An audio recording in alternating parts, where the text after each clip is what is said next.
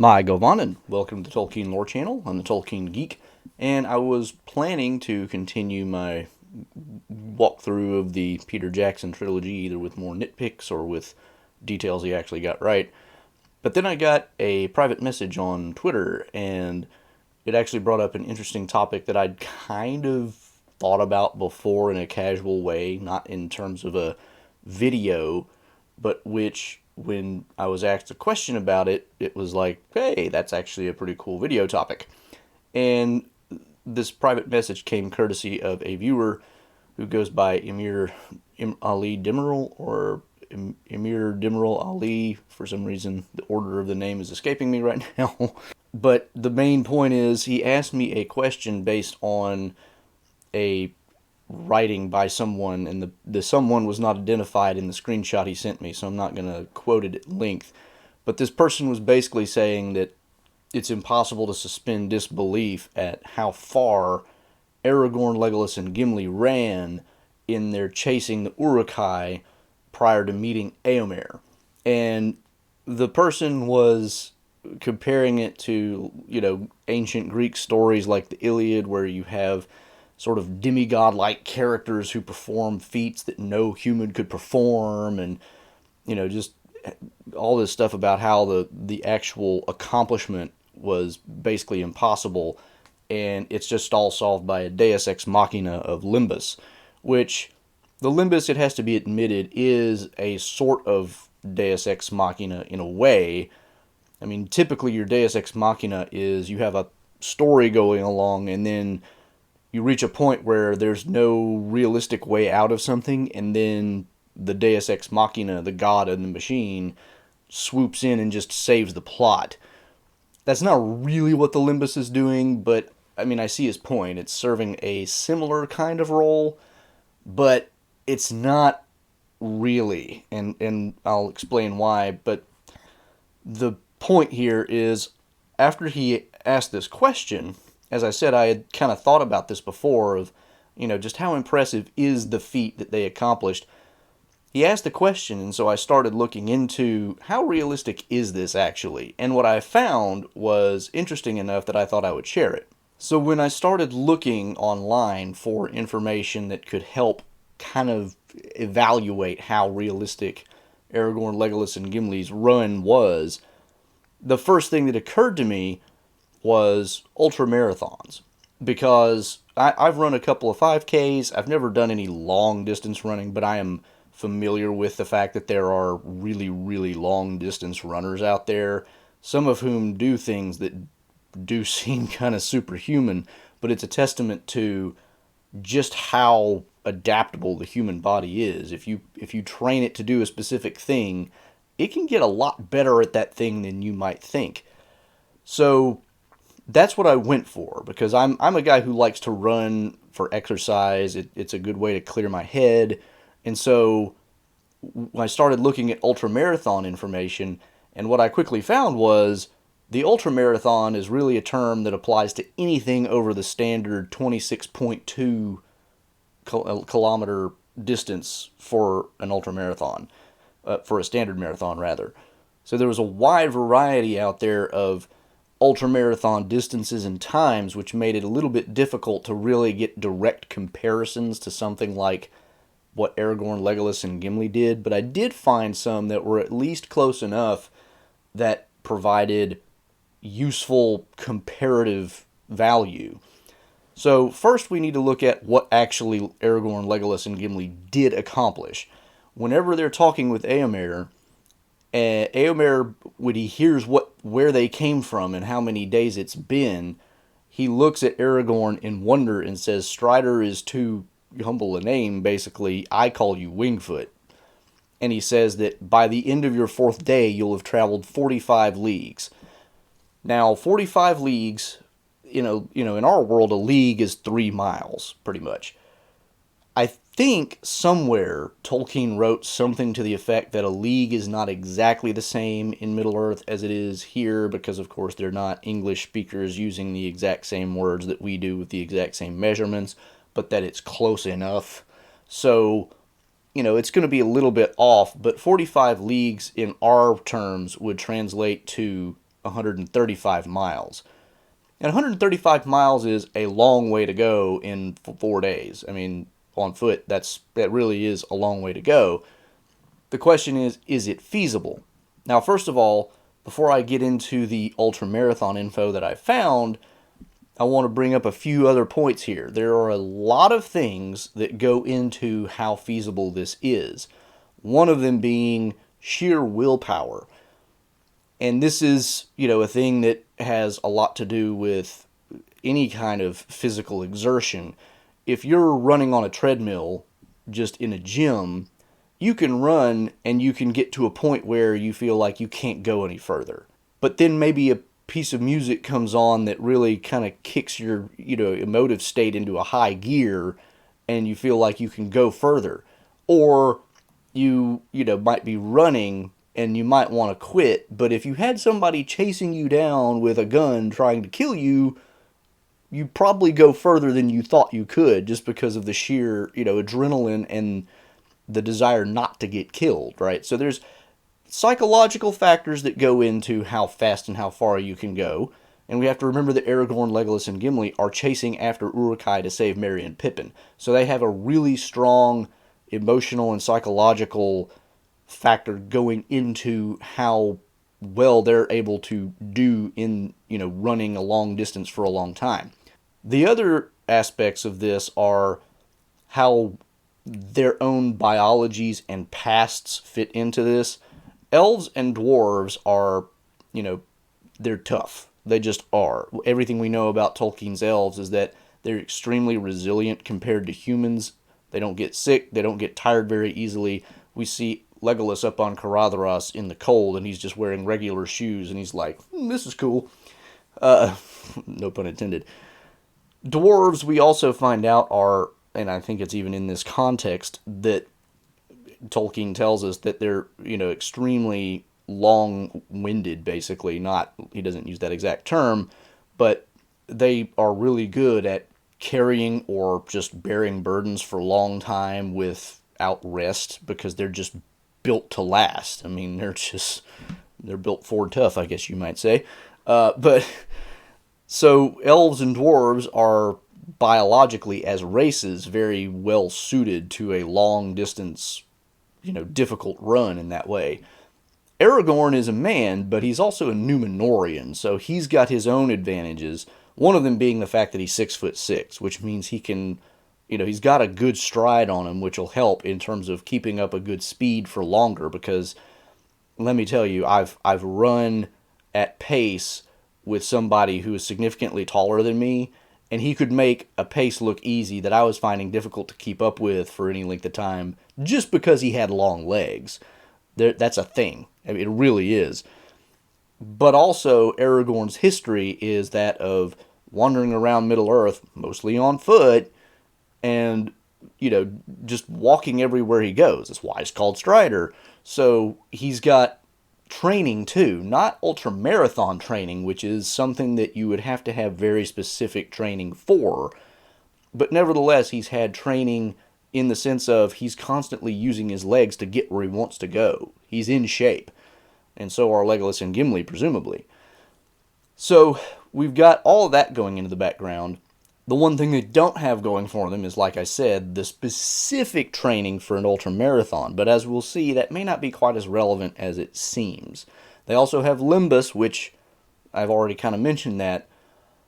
But now let's compare it to an actual ultramarathoning record.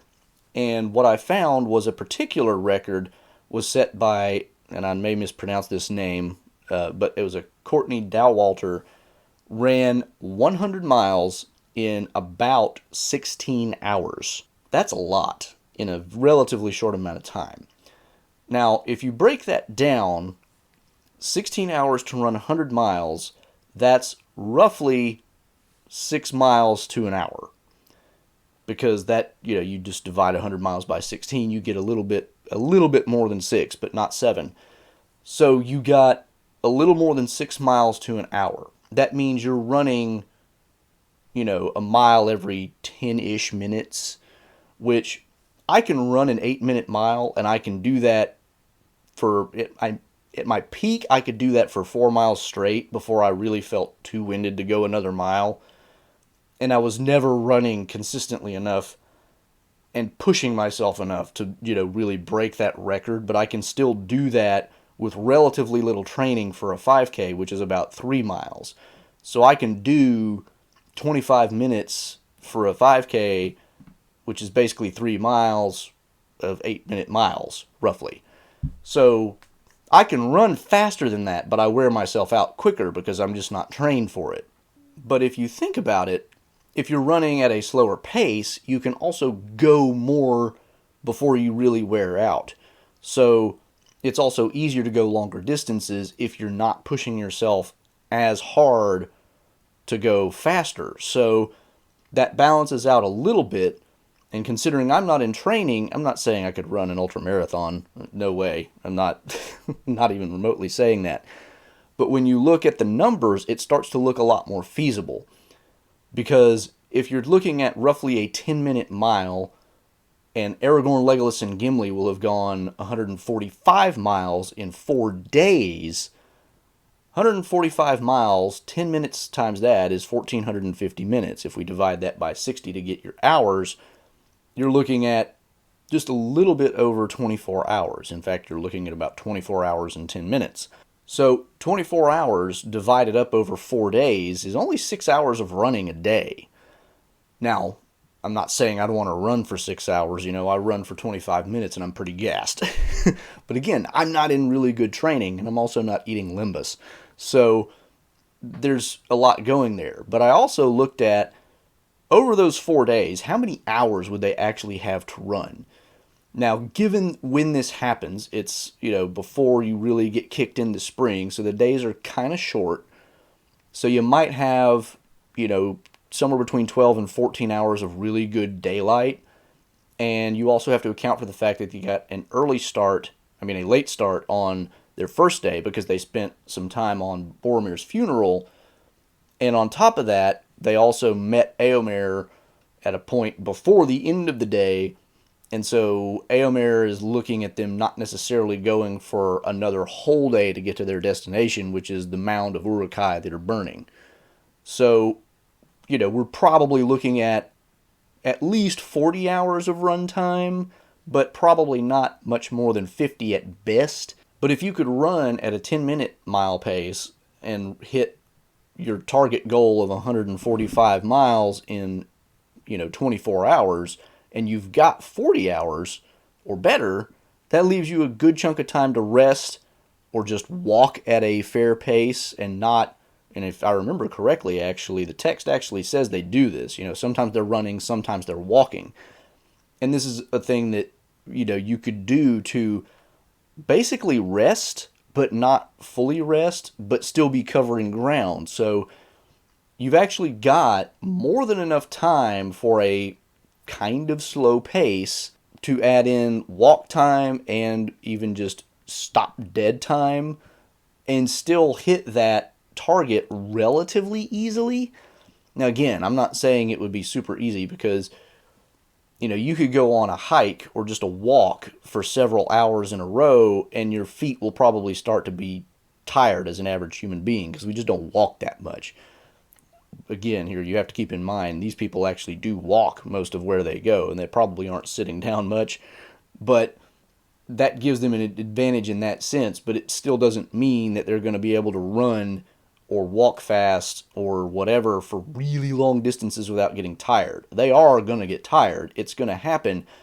But if you look at the comparison, it's not actually as radically difficult as it might seem at first glance.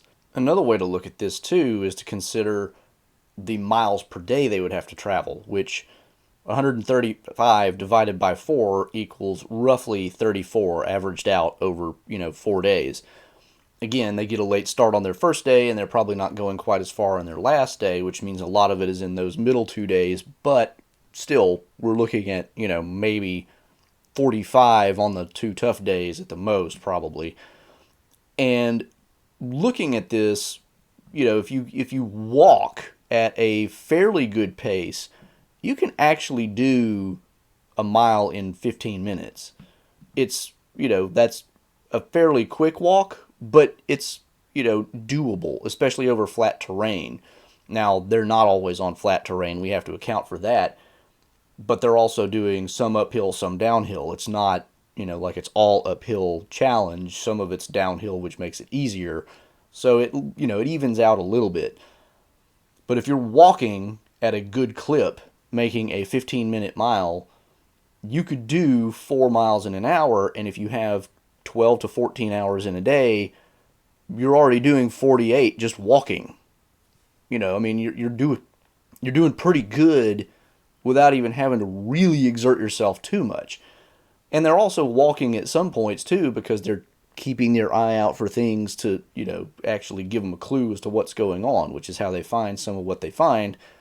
Not that you couldn't find that running, but by the time you get into Rohan proper, you've got really tall grass, and that kind of hides things that you're not going to spot everything running.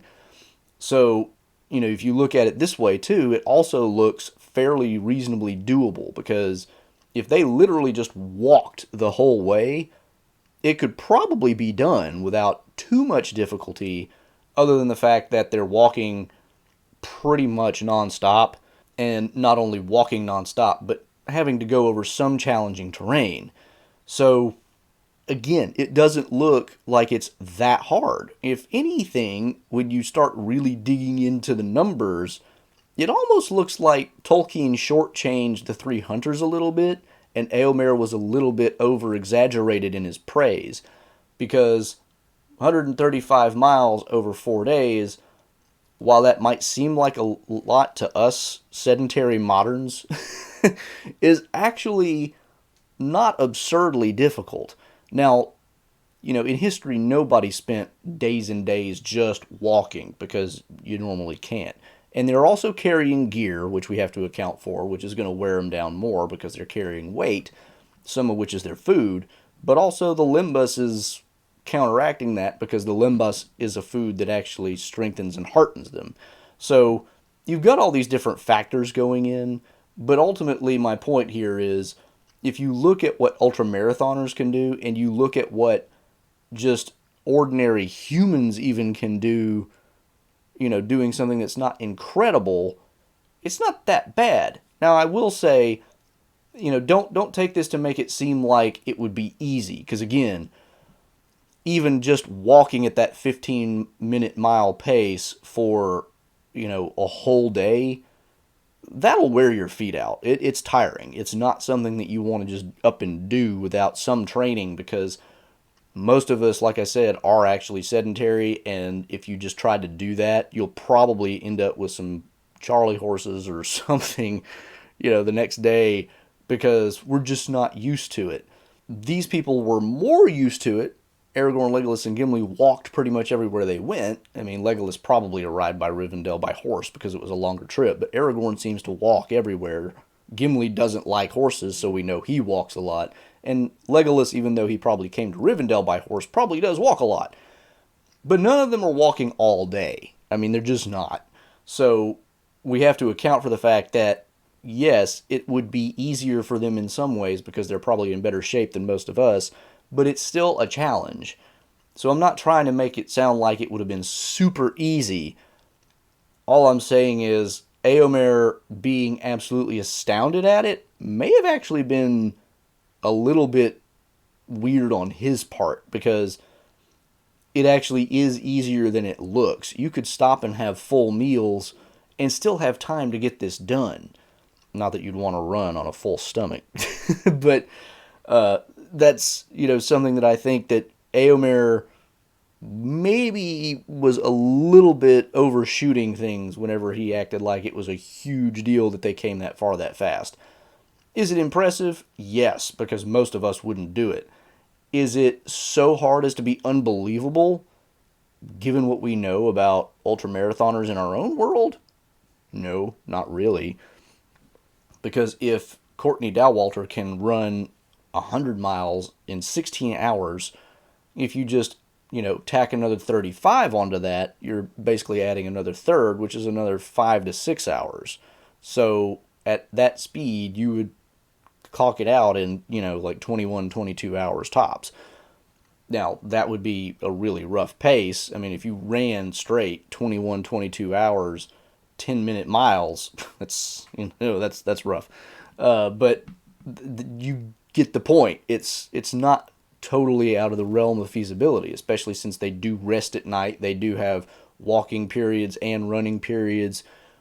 It's not going to be a pleasant thing to do, but it's totally doable. So I found this really interesting in just looking at it because, like I said, I had casually wondered on reading this passage several times, just how impressive is this? And looking at it now, I'm less impressed than I might have been otherwise, but it still is impressive, but it was at least useful to compare real numbers because it does show that whoever wrote what I was sent is really way off. It's not so absurd that you have to totally suspend disbelief to get there, right? You don't have to just completely abandon all notions of what's biological. Because one of the things that was also said in there is, I don't know how you could do that without just dying. Well, if you just never walked any long distance in your life and you tried to do that, maybe you would because you might give yourself a heart attack.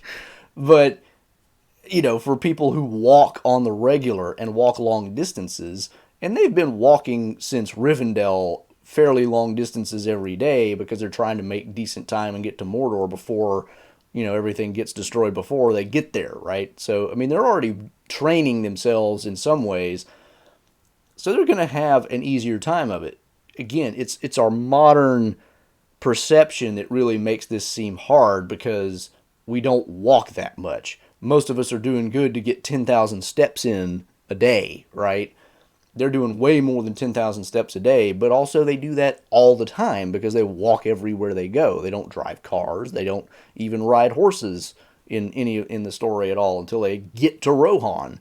So, yeah, I mean, the idea that it would be so hard as to be just completely unbelievable and Tolkien's just being really unrealistic, no, actually not. It's actually not that hard. It would still be impressive, but it's not nearly as hard as that person made it out. So, I hope you found this interesting and informative and maybe even entertaining. If you did, please do give a thumbs up to the video and share it around for other people who might be interested in this topic. If you want to catch my future videos, make sure you subscribe or wherever you are. But if you're on YouTube, of course, make sure you click that bell icon so you don't miss any notifications. Follow me on the platform formerly known as Twitter for Tolkien-related trivia questions. And until the next time, I'm the Tolkien Geek, signing out for the Tolkien Lore Channel. Namarie. Thanks to all my channel supporters, especially Nathan Dufour, Paul Leone, Robert Kindling, and Stephen Clayton.